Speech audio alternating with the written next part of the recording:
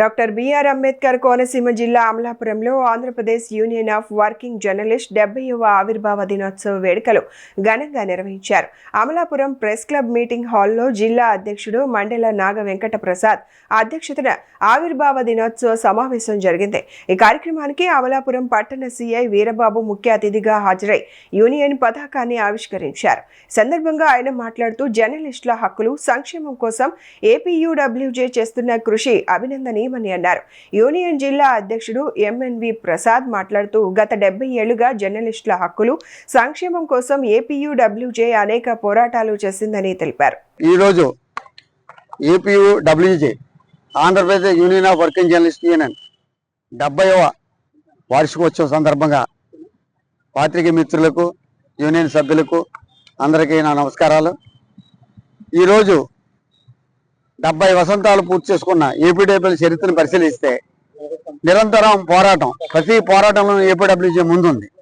జర్నలిస్టులకు ఇళ్ల స్థలాలు ఇప్పించడంలో కానీ, జర్నలిస్టులకు బస్సు సౌకర్యం కల్పించడంలో కానీ, జర్నలిస్టులకు ప్రమాద బీమా కల్పించడంలో కానీ, జర్నలిస్టులకు ఆరోగ్య బీమా కల్పించడంలోనూ ఇలాగే యూనియన్ పరంగా ఎన్నో మైలురాళ్ళు దాటుకుంటూ ఈరోజు 70 వసంతాల్లో గడువుపెట్టాం.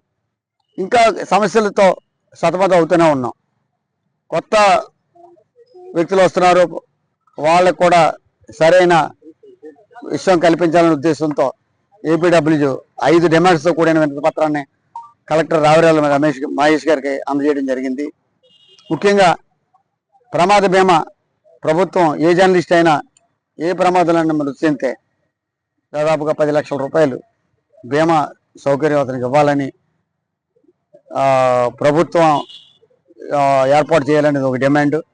2, జర్నలిస్టులుగా గత దాదాపుగా 2004లో వచ్చిన జర్నలిస్టులకు ఇళ్ల స్థలాలు, తర్వాత ఏదో అడపడద మొక్కలు ఎదురు వచ్చింది తప్ప చాలామంది రాలేదు.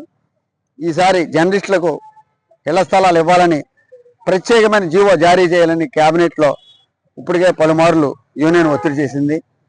ముఖ్యమంత్రి చంద్రబాబు నాయుడు కలిసి కూడా జర్నలిస్టులకు ప్రతి జర్నలిస్టుకు 3 సెంట్ల ఇళ్ల స్థలం ఇవ్వాలనేది ఒక డిమాండ్ ఇచ్చారు. అందులో భాగంగా ముఖ్యమంత్రి గారు కూడా ఒక సూత్రప్రాయంగా అంగీకరించారు. ఈ 70వ వసంతం పురస్కరించుకుని మాకు ఈ సాయం చేసి పెట్టండి అని ముఖ్యమంత్రి గారిని మరోసారి యూనియన్ సభ్యులు కలిసి ఎట్టి పరిస్థితుల్లో అది కూడా సాధించడం జరుగుతుంది. మన యూనియన్ ఏపీయూడబ్ల్యూజే 70వ వార్షికోత్సవం సందర్భంగా జర్నలిస్టు సోదరులందరికీ కూడా, యూనియన్ సభ్యులందరికీ కూడా శుభాకాంక్షలు తెలియజేస్తూ ఎంతో నిబద్ధత కలిగిన మరి ఏపీడబ్ల్యూజేని మనం మరింత ఐక్యతతో ముందుకు తీసుకెళ్లాల్సిన అవసరం ఎంతో ఉంది. జర్నలిస్టుల హక్కుల కోసం, సంక్షేమం కోసం, నైతిక విలువల కోసం గత 70 ఏళ్లుగా ఎంతో పోరాటం చేస్తున్న మన నాయకులు ఏపీడబ్ల్యూజే ఐక్యంగా మరింత ముందుకి వెళ్ళాలి. మన జర్నలిస్టులకి అనేక సంక్షేమ కార్యక్రమాలు అమలు జరగాల్సి ఉంది. గత 20 సంవత్సరాలుగా కూడా ఏ జర్నలిస్ట్కి కూడా సంక్షేమ పథకాలు సక్రమంగా అమలు జరగలేదు. మెయిన్ ఇళ్ల స్థలాల సమస్య మీద 20 ఏళ్ళుగా పోరాటం జరుగుతూనే ఉంది. కాబట్టి గత 20 సంవత్సరాలుగా జర్నలిస్ట్గా పనిచేస్తున్న వాళ్ళకి ఈ రోజుకి ఇళ్ల స్థలాలు లేవు. ప్రభుత్వం ముందు చూపుతో సమాజానికి ఎంతో, ప్రభుత్వానికి సమాజానికి వారధిగా ఉంటున్న జర్నలిస్టులకు ముఖ్యంగా ఇళ్ల స్థలాలు ఇచ్చి వాళ్ళకి ఇంటి సౌకర్యం కల్పించాల్సిన ఆవశ్యకత ఎంతైనా ఉంది.